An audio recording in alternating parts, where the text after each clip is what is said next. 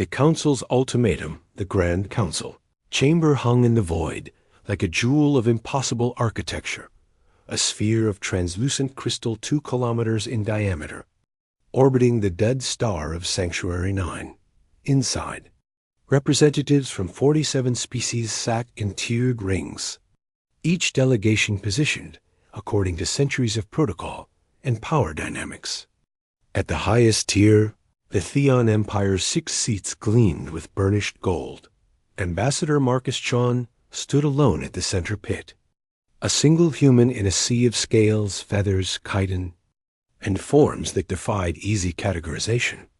The isolation was intentional, accusatory.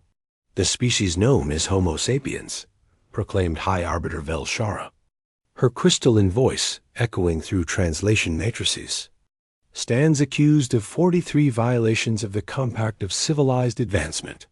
Chun's jaw tightened, but his expression remained neutral. 15 years of diplomatic training kept his voice steady. The United Nations of Earth recognizes this council's authority and requests specifics of these alleged violations. A Thean prosecutor, Rose General Krathzol himself, scales the color of dried blood, standing 3 meters tall with 4 arms crossed in a gesture of dismissal. His translator rendered his growling speech into flat, emotionless English. Violation 1. Achieving quantum fold travel within 8 years of first contact. The standard development curve allows 30 years minimum. Violation 7.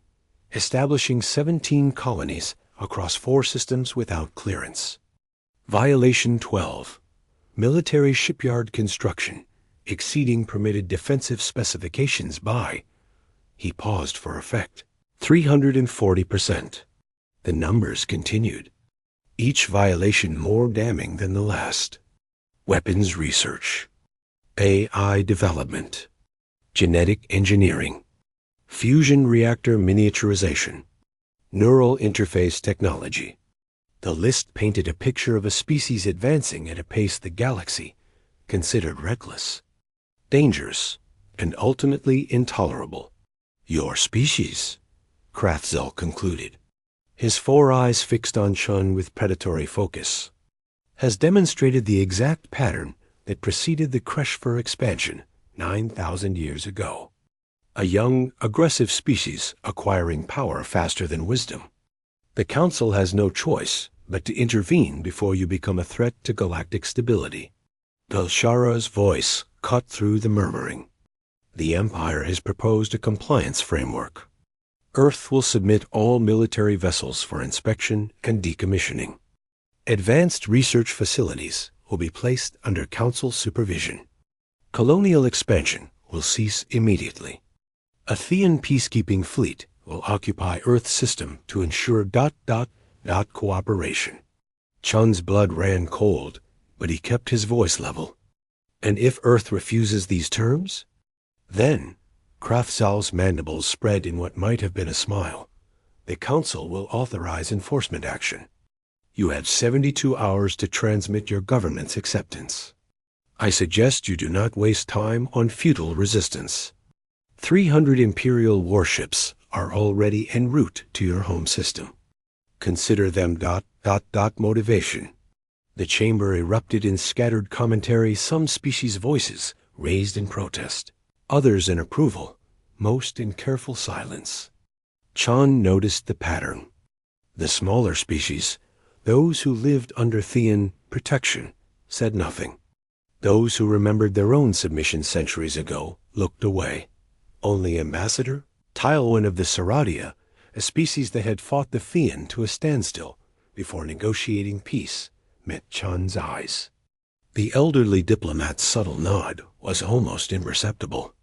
A gesture of respect. Perhaps sympathy. Chun transmitted the formal acknowledgement. Earth will provide its response within the specified time frame. As he turned to leave, Krathzol's voice followed him. Ambassador, tell your leaders to be wise. The Empire has broken stronger species than yours. What makes you think primitive apes from a backwater world could possibly stand against us? Chun paused at the exit, looking back over his shoulder. For just a moment, he allowed himself a slight smile. "General, my people have a saying, underestimate humans at your own risk. You'll have our answer in 72 hours. Captain Sarah Vega floated in the observation dome, staring at the structure that had consumed 15 years of her life. The Titan's reach hung against the backdrop of distant stars like a blade forged from midnight itself, 12 kilometers long, 4 kilometers at its widest beam. A city wrapped in armor plating that could withstand direct hits from weapons that could crack planets. But it wasn't the size that made the Titan's reach special. It was what lived inside. "Captain," Commander Raines's voice crackled through her neural link. "Encrypted key transmission from Earth Command. Eyes only, authorization midnight black." Vega pushed away from the viewport, her mag boots clicking onto the deck as she oriented toward gravity. "Pipe it to my ready room. And Marcus, initiate communications blackout. Nothing in or out except command channels." "Aye, Captain." "Beginning blackout procedures now." The ready room was sparse. Vega had never been one for decoration, but the holographic display that materialized above her desk was anything but simple. Fleet Admiral Okonkwo's face resolved in perfect clarity, though the encryption made his voice slightly artificial. "Sarah, the Council has made its move. 72 hours to submit or face enforcement. 300 Theon warships inbound to Earth." Vega's hand tightened on the edge of her desk. "Rules of engagement, Admiral?" "Protocol Aegis. Full authorization. You're being transmitted coordinates for Council space. Intelligence confirms Krathzal himself is commanding the Theon fleet." Okongwo's expression was granite. "Sarah, everything we've built, everything we've sacrificed, ... It comes down to this. The politicians have bought us all the time they can. Now it's up to you to show the galaxy what we've really been doing out here in the dark." "Understood, sir." "Titan's reach is ready.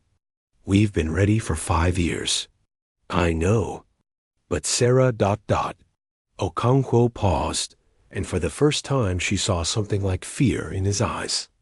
"When you drop into Council space, there's no going back. We'll be making a statement that changes everything. Are your people prepared for that?"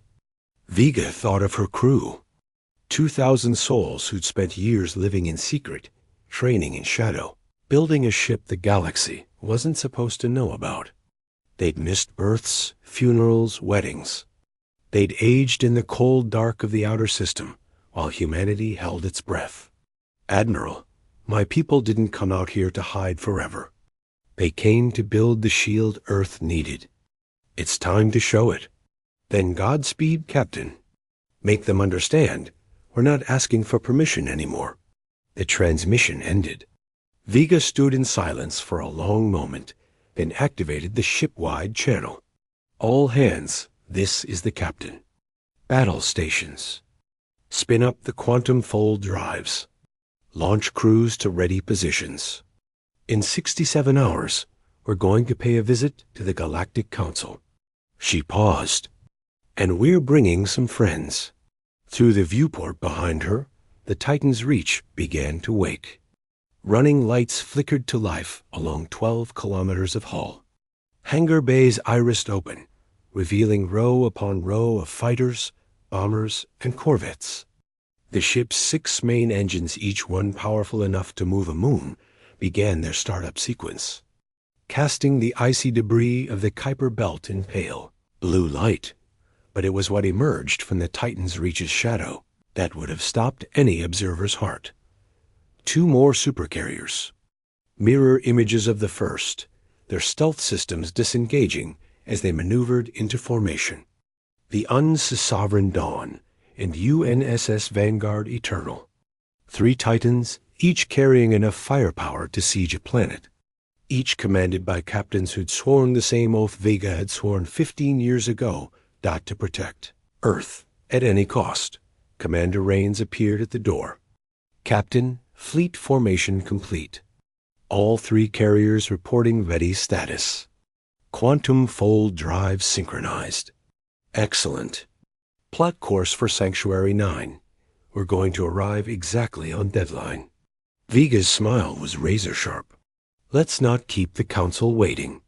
Asterisk Fleet Admiral Kroth Zal surveyed his assembled commanders with satisfaction.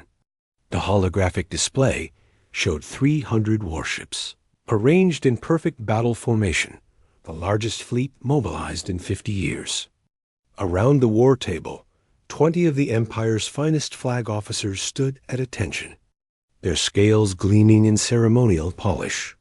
The human problem, Krathzul announced, his forearms gesturing at the tactical display, will be resolved within one planetary rotation of our Revol.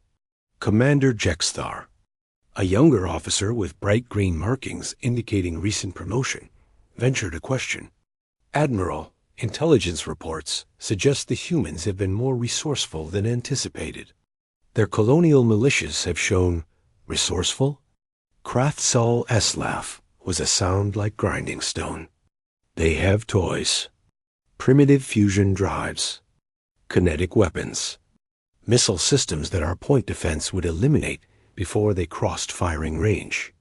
The humans are insects with delusions of grandeur. He activated a data stream showing Earth's known military assets. 47 cruisers, 112 frigates, perhaps 300 smaller patrol craft scattered across their colonies. Numbers that looked impressive to a pre-spacefaring species, perhaps, but laughable by imperial standards. Our intelligence is comprehensive, another commander added. We've had monitoring satellites in their system since first contact. Their largest shipyard is on Mars. We have complete schematics. Their weapons laboratories, their research stations, even their classified military installations. All mapped, all analyzed. Precisely, Krathzal affirmed. Humans are predictable. They build what they can imagine, and they can only imagine what they've seen. They've seen our ships, so they build inferior copies. They've seen our weapons, so they build weaker versions. They lack the centuries of warfare evolution that shapes true military power. The war table display shifted to show Earth's solar system, with projected Imperial attack vectors overlaying the orbital paths. It was a textbook blockade pattern one that had been used successfully against 73 other resistant species over the millennia. The operation is simple, Krathzal continued. We establish orbital supremacy over Earth. We demonstrate overwhelming force by eliminating their Mars shipyard with a single strike. Their government capitulates within hours. If they're foolish enough to resist, we begin systematic elimination of military assets, then infrastructure, then population centers, until they understand reality. What of the Council's smaller members? Jexthar asked. Some may protest the severity. Let them protest. Words mean nothing against power. Krathzal's mandibles spread wide.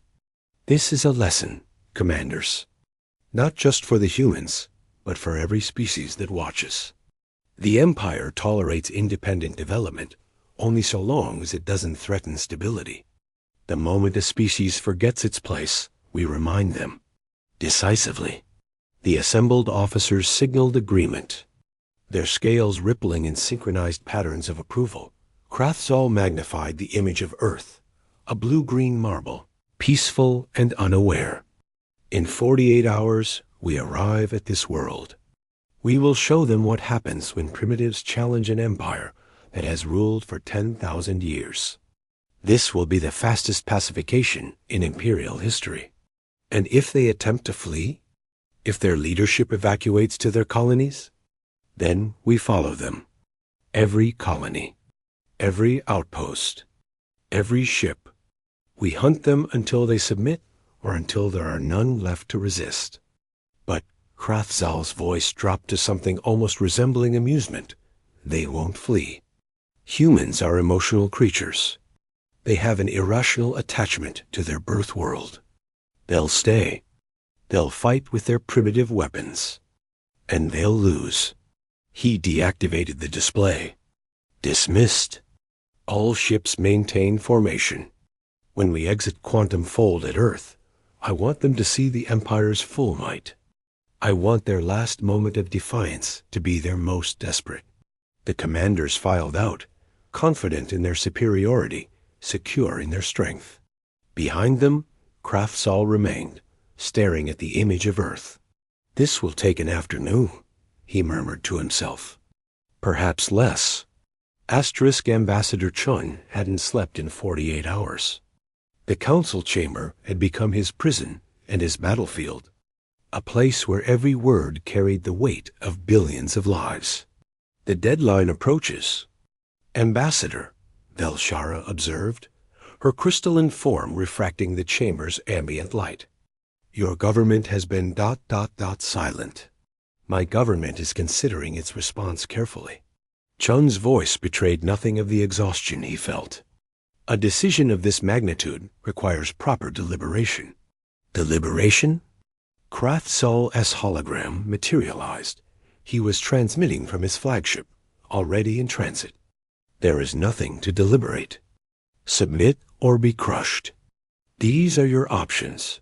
But Chun noticed something else in the chamber. Small gestures. Quick glances. Ambassador Tylewin of the Serati. Representative Quinn of the Brecht Collective.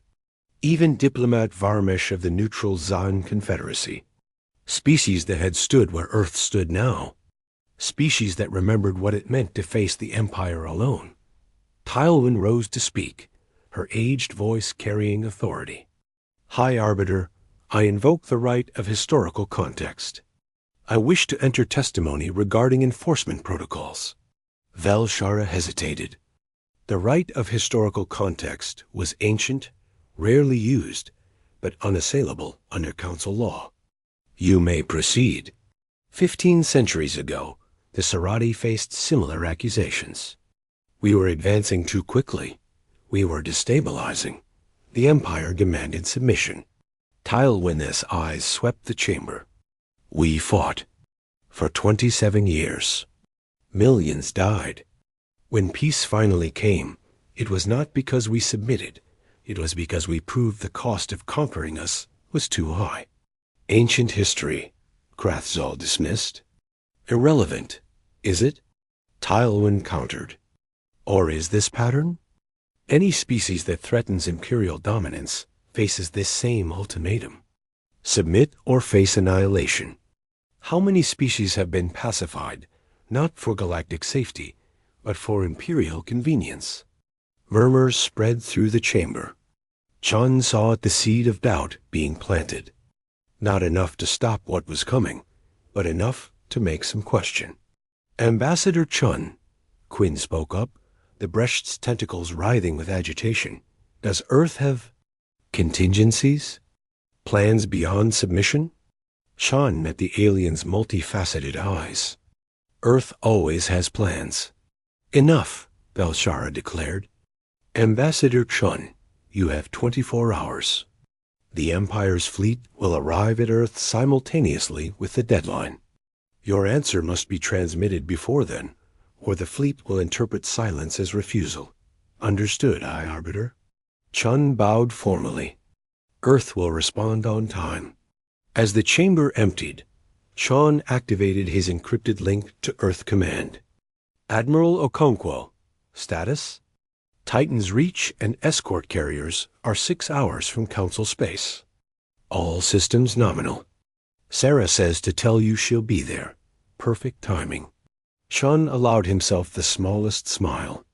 The Empire wants a response? They're going to get one they'll never forget. Marcus, Okonkwo's voice softened slightly. You understand what happens next changes everything?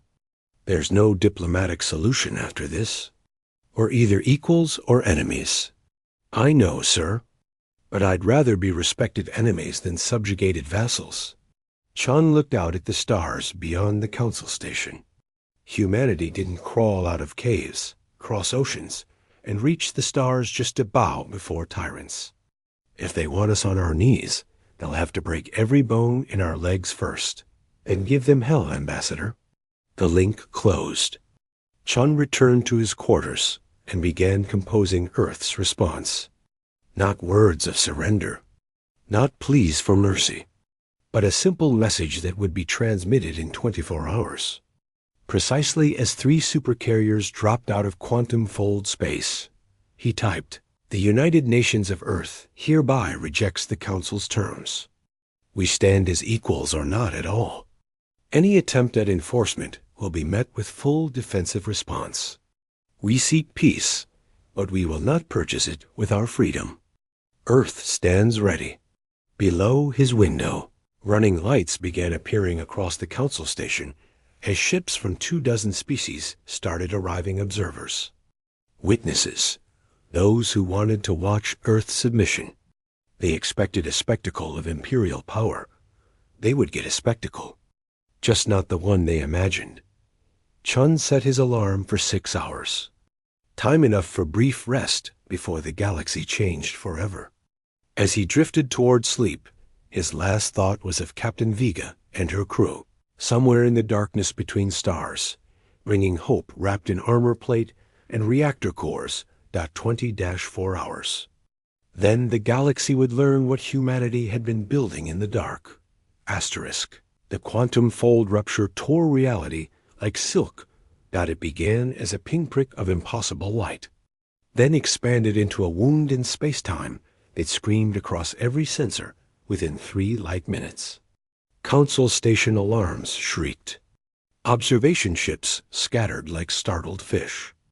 And through the breach, something emerged that made even the ancient station's AI pause in calculation. The UNSES Titans. Reach dropped into normal space with the inevitability of a falling moon. Mother of stars. Breathed Captain Relvesh of the Brest Observation Frigate, his translator struggling with the shock in his voice. What is that? 12 kilometers of matte black armor plate, studded with sensor arrays that looked like the eyes of some deep ocean predator. The supercarrier's hull was angular, aggressive, designed not for elegance, but for one purpose: overwhelming force projection. Running lights flickered to life along its spine, illuminating hangar bays that gaped like the maws of leviathans. But it was the scale that struck observers silent. The Titan's reach wasn't just large, it was wrong. It violated every assumption about what a 15-year-old spacefaring species should be capable of building. The largest Thean dreadnought measured 3 kilometers. This was 4 times that length. Impossible, Krathzal whispered from his flagship.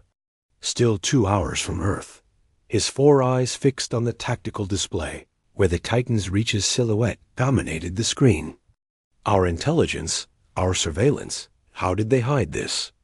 On the bridge of the Titan's Reach, Captain Sarah Vega stood with her hands clasped behind her back, watching the chaos unfold on the view screens. Council ships were frantically repositioning, trying to establish firing solutions while simultaneously calculating retreat vectors. The diplomatic vessels were transmitting on every frequency, demanding identification, purpose, intentions. Commander Rains, status report. All batteries loaded and tracking. Targeting solutions calculated for every council ship within range. Awaiting your order. Hold fire. We're not here to start a war. Vega's voice carried across the bridge. We're here to prevent one. Open a channel to the council station. All frequencies, all languages. Quantum encrypted backup. The communications officer nodded. Channel open, Captain. You're broadcasting to the entire council. Vega took a breath. 15 years had led to this moment. This is Captain Sarah Vega of the United Nations Space Force, commanding the supercarrier Titan's Reach. We are here at the invitation of the Galactic Council to deliver Earth's formal response to the proposed compliance framework. We come in peace, but we come prepared to defend that peace. Before the Council could respond, space tore open again. And again. 2 more quantum fold ruptures blossomed like lethal flowers, one to port, one to starboard of the Titan's reach. Through them came the Sovereign Dawn and the Vanguard Eternal, taking up positions that formed a perfect triangle around the Council Station. 3 supercarriers, their combined mass exceeding the entire Council defense fleet. The Council chamber exploded into pandemonium. 3 of them. Velshara's crystalline voice cracked with something that might have been fear. They built 3. Vega watched her tactical display as the formation locked into place. Each carrier immediately began deploying its defensive screen frigates and corvettes, streaming from hangar bays like schools of metallic fish, establishing a perimeter that was both protective and threatening. "Captain," her tactical officer called out, counting 417 fighters deployed across all 3 carriers. 72 frigates, 36 corvettes. The Council's defense fleet is... They're backing off. They're withdrawing to minimum safe distance. As they should. We're not here to intimidate, Lieutenant, but we're also not going to pretend we came unarmed to this conversation. Vega turned to her communications station. "Patch me through to Ambassador Chun. It's time for him to deliver our message."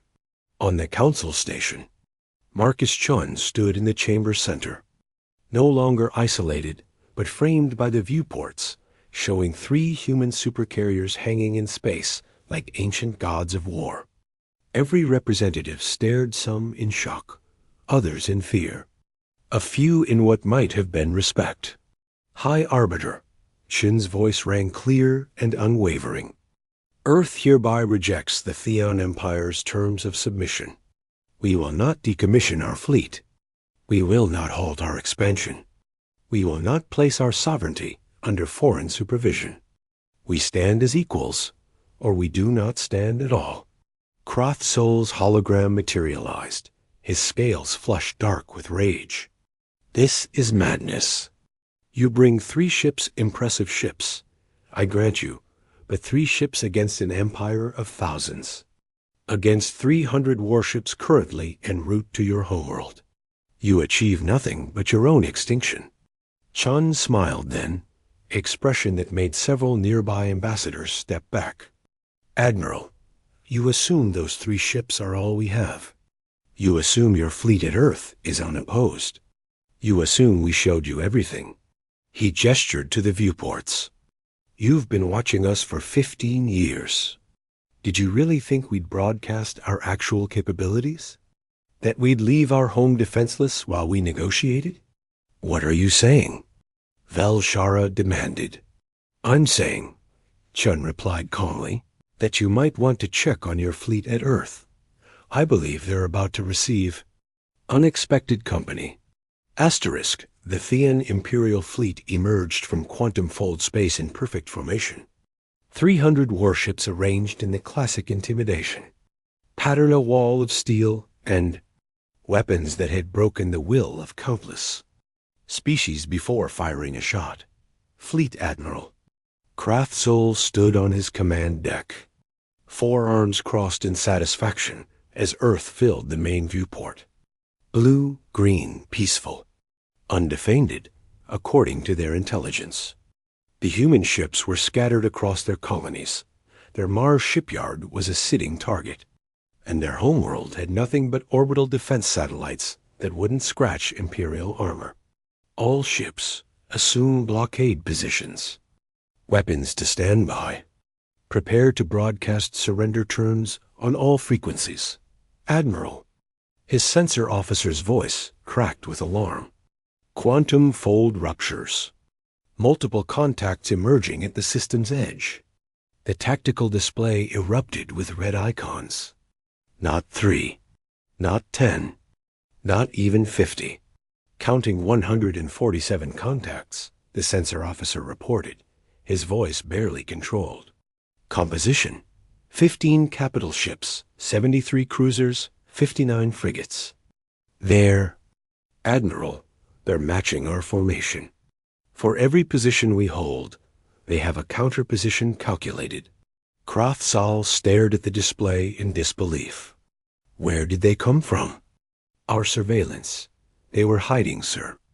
In the asteroid belt, behind the gas giants, in the debris fields of the outer system. They've been there the whole time, running silent, waiting. The human fleet moved with precision that spoke of endless drilling and preparation. They didn't charge forward in desperate defense. They didn't scatter in panic. They simply mirrored the Theon formation, maintaining exact standoff distance, weapons locked but not firing, a transmission cut through Imperial channels. Theon Fleet, this is Admiral Okonkwo of the United Nations Space Force. You are in violation of Sol System sovereignty. You have 60 seconds to power down weapons and accept escort to diplomatic holding position, or we will interpret your presence as an act of war. They're bluffing, Colossal growled. They have to be. Power forward. Call their every ship in the human fleet locked weapons simultaneously. The sensor display lit up like a festival of deft-targeting lasers, missile locks, railgun acquisitions. The Theon fleet found itself painted by so many targeting systems that their countermeasures couldn't track them all. Admiral, his tactical officer reported quietly. Their firing solutions are ... perfect. They have multiple locks on every ship's critical systems. Engines, weapons, life support. If they fire, we lose 30% of the fleet in the first salvo. Maybe more. Impossible. No species achieves this level of coordination in 15 years. 30 seconds, Okonkwo's voice continued calmly. I strongly suggest you make the intelligent choice, Admiral. We've had 15 years to study your tactics, your formations, your ship designs. We know exactly where to hit you. Do you know where to hit us? Colosal's mandibles ground together. The truth was bitter. They didn't. Human ships were unknown quantities. Their armor composition was mystery. Their actual capabilities were speculation. Meanwhile, the Empire had been fighting the same enemies with the same tactics for centuries. Predictable, analyzed, exploited. All ships, he forced out, power down weapons. Maintain defensive posture only. Back at the Council Station, Chun watched the transmission from Earth with satisfaction. As you can see, High Arbiter, Earth is quite capable of defending itself. Now shall we discuss terms of mutual recognition? Or would the Empire prefer to test whether our restraint has limits? Vega's voice came through on Chun's private channel. Marcus, we're receiving telemetry from Earth. Theon Fleet has stood down. Not a shot fired. Perfect. Now comes the harder part, making them understand this isn't about domination. It's about respect. On the Titan's Reach, Vega addressed her crew.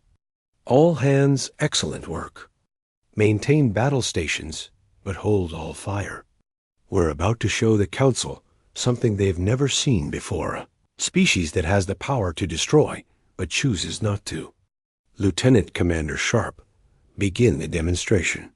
Aye, Captain. Initiating now. Across all 3 supercarriers, hangar bays irised open in sequence. What emerged wasn't a wave of fighters or a wall of missiles. It was something far more intimidating. Precision. 512 fighter. Craft launched in perfect synchronization, forming a 3-dimensional geometric pattern around the Council Station that was simultaneously beautiful and terrifying. Each fighter's trajectory was calculated to the millimeter, creating a flowing sculpture of light and metal that wove through space without a single deviation. There, dancing, breathed Ambassador Tylewin, watching from the Council chamber. They're showing us they could strike from any angle, any vector, any moment, but instead they're dancing. The fighters completed their pattern and returned to their carriers in the same flawless formation. Then the real demonstration began. Vega's tactical officer had spent 3 months programming this sequence. Now it played out across space like a deadly symphony. The Titan's Reach's weapons systems activated all of them. railguns, missile tubes, energy batteries, point defense grids. And simultaneously, each system achieved a targeting lock on specific, carefully chosen targets throughout the Council space, not ships, not stations, not life. Council observers, Vega's voice broadcast. Your sensors are now registering 3,417 individual targeting locks. Each lock is on a piece of space debris, inactive satellites, or designated impact zones on uninhabited asteroids. We are going to demonstrate our firing accuracy. All targets are approved as safe by Council Navigation Authority. No ship or station is in danger. Watch. The Titan's reach fired. Railguns sent streams of hypervelocity projectiles that struck debris with pinpoint accuracy, vaporizing targets the size of basketballs from distances that made the shots seem impossible. Missiles streaked out on impossibly curved trajectories, their AI pilots navigating through imaginary obstacles before striking dormant satellites with surgical precision. Energy weapons lanced out in coordinated pulses, each beam converging on designated points with zero collateral damage. Every shot hit, every target destroyed. No misses, no errors. The Sovereign Dawn and Vanguard Eternal followed suit, their own. Weapons demonstrations creating a light show that painted space in fire and precision. In 90 seconds, they eliminated 3,000 targets, without a single shot coming within 100 kilometers of any occupied vessel or station. Silence filled the council chamber. That, Chun said quietly into the stunned void, is what restraint looks like when backed by capability. We could have fired on your observation fleet. We could have targeted the station itself. We could have eliminated every sensor platform and communication relay in the system. We didn't. Not because we can't, but because we choose not to. Krathzal's hologram flickered with barely contained rage. This proves nothing. Parlor tricks and... Admiral, interrupted Commander Jexstar from his position in the Thean fleet at Earth, his transmission cutting through. Permission to speak freely, sir. Granted, Krathzal growled. Sir, I've been analyzing the human formations. They're ships at Earth. They're positioned to allow us retreat vectors. Multiple escape routes that our fleet could take without losing face. They're not trapping us. They're giving us a way out. The younger officer's voice carried something like wonder. They're showing us they can win without fighting. Sun Tzu, Chon said, drawing confused looks from non-human delegates. An ancient human military philosopher. The supreme art of war is to subdue the enemy without fighting. We studied your tactics, Admiral. We prepared for your strategies. And then we built something you couldn't predict because you assumed we'd copy you. Instead, we learned from you and surpassed you. Asterisk, the new term's Valshara's crystalline form seemed to dim and brighten as she processed the shift in power dynamics. The High Arbiter had overseen council deliberations for 2 centuries, but never had she witnessed such a complete reversal of expectations. Ambassador Chun, she began carefully, you have made your point. Earth possesses military capabilities that were unforeseen, but capability alone does not grant council recognition. The compact of civilized advancement exists for reasons beyond power dynamics. I agree completely, Chun replied, and his ready agreement clearly surprised her. Earth doesn't seek recognition through intimidation.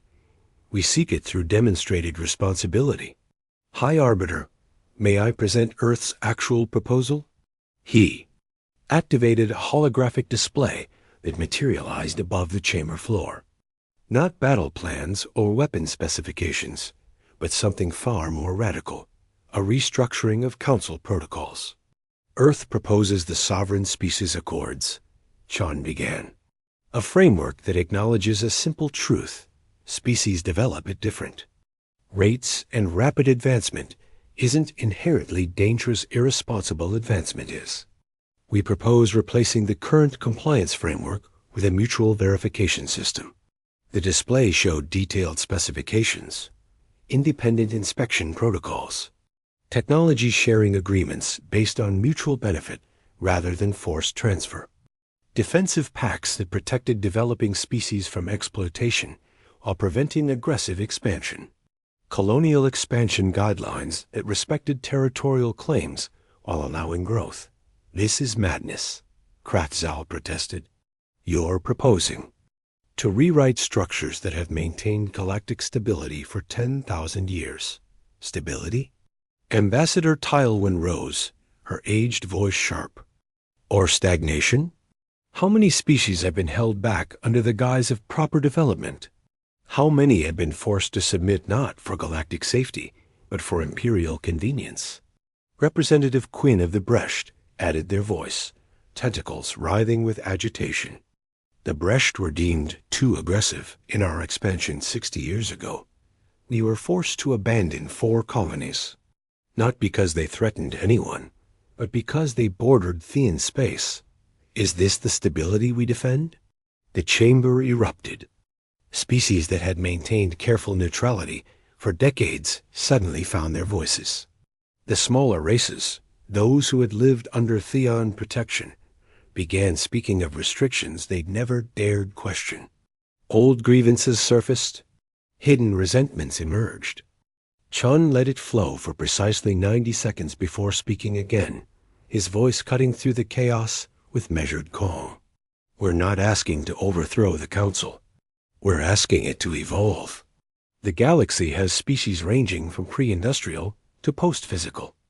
A single rigid framework cannot serve all of them justly. Earth proposes tiered recognition species evaluated on demonstrated responsibility rather than arbitrary development timelines. And who judges this responsibility? Krathzal demanded. You?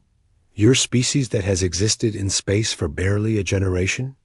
A panel of established species selected by council vote, Chen countered, including Theon representation. We're not seeking to exclude the Empire. We're seeking to prevent any single power from dominating council policy through threat of force. Valshara's voice cut through the debate. This is unprecedented. Such changes would require full council ratification, weeks of deliberation, legal review. Then let's begin the process, Chon said simply. But Admiral Krathzal should know. His fleet at Earth is welcome to remain in system for the duration of negotiations, as guests, under the protection of UN Space Force. We'll provide resupply, shore leave, even cultural exchange if desired, or they can return home with honor intact. Either way, this conversation continues through diplomacy, not ultimatums. Viga's voice came through on a private channel to Chun. Marcus, I'm detecting movement in the Thean fleet. They're accepting the offer. Krathzal just ordered his ships to assume diplomatic formation. He's saving face by calling it observation of human compliance. Perfect, Chen murmured back. Let him keep his pride. We don't need him to admit defeat. We need him to accept reality. On the Crimson Dominion, Krathzal stared at Earth through his viewport. His 4 arms were tightly crossed, scales dark with barely contained fury. But beneath the rage, something else stirred. Calculation. Jaxthar, he said quietly to his second-in-command. Analysis. If we engage the human fleet at Earth now, what are our victory odds? The younger officer hesitated, then spoke truth. Optimistically, 60-40 in our favor. But casualties would be catastrophic. We'd lose at least 1/3 of our fleet, possibly more. And that's only the system. The Council space supercarriers could reach us within hours if they fold space. Multiple front warfare against an enemy that knows our tactics better than we know theirs. He trailed off. Victory would be Pyrrhic, Krathzal finished. We'd break Earth, but cripple the Empire. And every species watching would know we struggled against children. Yes, sir? The Admiral's mandibles clicked in what might have been grim amusement. The humans are clever. They gave us a choice. fight and win expensively, or negotiate and maintain face. Sun Tzu, indeed. He turned from the viewport. Transmit. To the Council. The Theon Empire agrees to participate in Sovereign Species Accord negotiations. We will remain at Earth as observers during deliberations. Back in the council chamber, Velshara raised her crystalline staff, a ceremonial gesture that called for formal vote. The council will now vote on whether to open formal negotiations regarding the proposed Sovereign Species Accords. This vote does not approve the accords, merely acknowledges Earth's right to present them for consideration. All in favor? The vote wasn't unanimous. The Thean delegation abstained, and several species bound to imperial interests voted against. But the majority was clear. 41 species recognized what this moment represented, the first successful challenge to the old order in millennia. The motion carries, Velshara announced. Earth is recognized as a sovereign species with full council participation rights, pending final accord ratification. Negotiations will commence in 10 standard cycles. Chun bowed formally, but his mind was already racing ahead. They'd won the first battle recognition without submission, but the real work was just beginning. Transforming the council from a tool of imperial control into a genuine governing body would take years, perhaps decades. His private channel chimed. Viga's voice carried a smile. Congratulations, Ambassador. We made history today. We survived today? Chun corrected. History gets made over the next 10 years while we prove we deserve this seat. Then I guess we'd better not disappoint. Titan's Reach will maintain station here until negotiations conclude. Try not to start any wars while I'm busy keeping the peace. No promises. Oh, and Sarah, thank you. For 15 years in the dark. For building the shield we needed. It's what we do, Marcus. Humans protect humans. Now go show them we can protect others too. Captain Sarah Vega stood at her observation window, watching the controlled chaos of council space.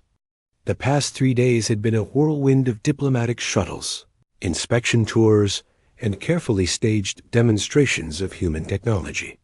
Every species wanted to see the supercarriers up close. Every military delegation wanted to understand how a 15-year-old spacefaring civilization had built such vessels. Vega had shown them carefully curated sections. Enough to prove capability, not enough to reveal every secret. Earth's advantage lay partly in mystery. Let them wonder what else humanity was hiding. Captain, Commander Rains approached with a datapad. Inspection tour schedule for today. We've got delegations from the Sarati, the Brecht Collective, and ... Interesting. The Theon Empire. Krathzal himself? No, sir. Commander Jexthar, the younger officer who pushed for diplomatic resolution. Seems he's genuinely curious about our technology, rather than just gathering intelligence. Vega considered this. Approve the tour. But Rains, make sure he sees the memorial wall. Sir? The wall in Section 7. Names of every person who worked on this project and died before seeing it completed. Construction accidents, training incidents. One engineer who just burned out from stress. Vega's voice softened. I want him to understand that these ships weren't built through some magical human genius. They were built through sacrifice. People gave years of their lives, hidden from their families, living in secret, all because they believed Earth needed protection. Rains nodded understanding. I'll make sure it's on the route. Hours later, Vega observed through security feeds as Jexthar stood before the memorial wall.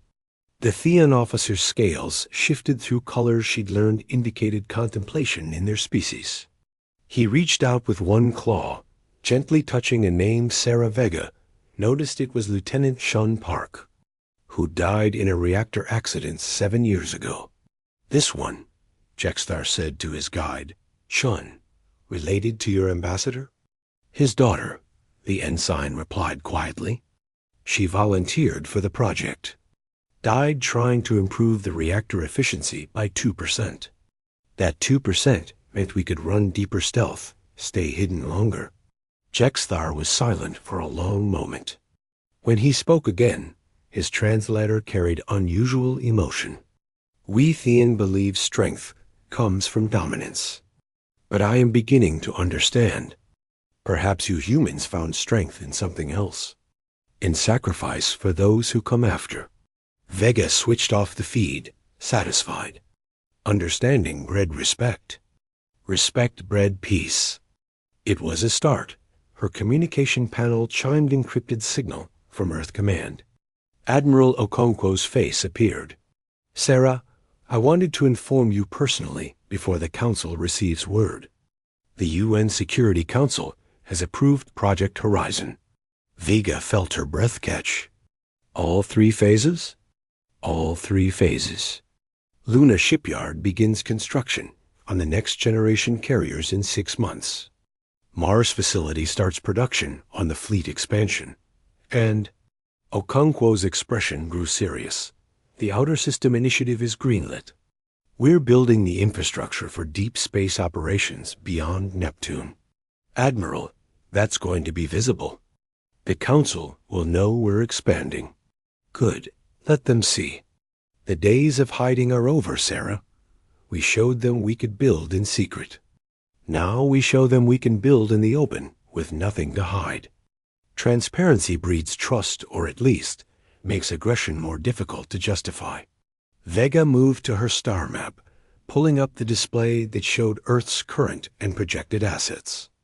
With the expansion, within 10 years humanity would have 12 supercarriers, 50 heavy cruisers, and infrastructure spanning 5 systems. Not enough to conquer the galaxy, but more than enough to defend Earth's interests and project power when needed. There's something else, Okonkwo continued. The Sarati have requested a formal alliance. Technology sharing, mutual defense pact, the works. Tywin says her people remember what it was like to stand alone against the Empire. She doesn't want Earth to face that again. And the Empire's response? Publicly? They're calling it concerning. Privately? Kraftzal requested a meeting with Ambassador Chun to discuss regional stability and mutual interests. I think our Admiral just realized that if he doesn't negotiate with us, we'll negotiate with everyone else and leave the Empire isolated. Vega smiled. So we scared them into talking to us. We scared them into respecting us. That's the difference. Sarah, you did something remarkable. You and your crew built the shield that made everything else possible. The politicians can talk, the diplomats can negotiate, all because you gave Earth a voice backed by undeniable strength. We're not done, sir. This peace is fragile. It'll take years to normalize relations, decades to build real trust. Then it's fortunate, Okonkwo replied with a slight smile, that we have 3 supercarriers and captains willing to maintain the watch. After the transmission ended, Vega called her senior staff to the conference room. They assembled quickly. These people had been through too much together to stand on excessive ceremony. All right, people. The preliminary negotiations are proceeding. We're going to be on station here for at least 6 more months while the accords get hammered out. That means we maintain full readiness, but we also need to start thinking about our next phase. Next phase, Captain? Asked Lieutenant Commander Sharp. We've proven we can fight. Now we prove we can be trusted with the power to fight. That means humanitarian missions, disaster relief, scientific cooperation. The galaxy needs to see that these carriers aren't just weapons. They're tools for building a better galactic community. She pulled up a list of proposals. Brecht Collective is dealing with a stellar flare crisis in their outer colonies. They need evacuation support. The Yang Confederacy wants assistance mapping a newly discovered nebula that might contain habitable worlds. Even the Thean have hinted they'd accept human aid dealing with a pirate problem in their border regions. Pirates? Rains raised an eyebrow. The Empire can't handle pirates? Not about capability. It's about optics. If Theon warships crack down, it looks like oppression. If we handle it as third-party peacekeepers, the Empire maintains face while the problem gets solved. It's a test, obviously. They want to see if we can show restraint. So we're becoming the galaxy's peacekeepers now? Asked the tactical officer. No, Vega corrected. We're becoming one voice among equals who happens to have the capability to back up its commitments. There's a difference. Peacekeepers impose. Partners support. She looked around the table at faces that had become as familiar as family over 15 years. We changed the galaxy 3 days ago. Now comes the harder part, proving we changed it for the better. Questions? Just one, Captain, said Rains with a slight smile. When do we tell them about Valkyrie Protocol? Vega's expression didn't change, but several officers around the table shifted uncomfortably. Valkyrie Protocol. The real secret. The thing that even the public reveal of 3 supercarriers had hidden. We don't, Vega said firmly. Valkyrie stays classified at the highest levels. The galaxy now knows we built 3 carriers. Let them think that's all we're capable of. Let them think they've seen our best cards. She pulled up a star chart showing deep space beyond Council territory. Out there, in the dark between spiral arms, construction platforms were assembling something that would make the supercarriers look quaint. Project Valkyrie, a deep space command station that could coordinate fleet operations across light years, project force into unexplored regions, and serve as humanity's insurance policy against threats the Council hadn't even imagined yet. We showed them enough to earn respect, Vega continued. We keep enough hidden to maintain deterrence. That's the balance we walk. Open enough to build trust, secretive enough to stay safe. And if someone discovers it anyway? Sharp asked. Then we'll have built enough goodwill that they understand why we did it. Vega closed the classified files. Dismissed. Get some rest. We've got 6 months of playing nice with the neighbors ahead of us. As the officers filed out, Vega returned to her observation window. Council space sprawled before her, ships of 47 species moving in carefully coordinated patterns. Somewhere out there, Earth's colonies were growing. Human ships were exploring. Scientists were making discoveries that would reshape understanding of the universe. And watching over it all, 3 supercarriers stood silent guard. Her reflection in the viewport showed a woman who'd aged more than 15 years should allow. Gray streaked her hair. Lines marked her face. The cost of command, of secrecy, of responsibility for 2,000 souls, and the protection of Earth itself. But behind her reflection, she could see the bridge crew working with quiet efficiency. Young officers who joined the project as ensigns and were now seasoned veterans. Engineers who could rebuild a quantum fold drive blindfolded. Tactical specialists who'd spent years studying every navy in the galaxy and devising counters. They'd built something impossible. Not just the ships the future. A future where humanity didn't cower or conquer, but stood as equals among the stars. Captain, the communications officer called out, "We're receiving a transmission from Earth. It's being broadcast on open channels. They want everyone to hear it."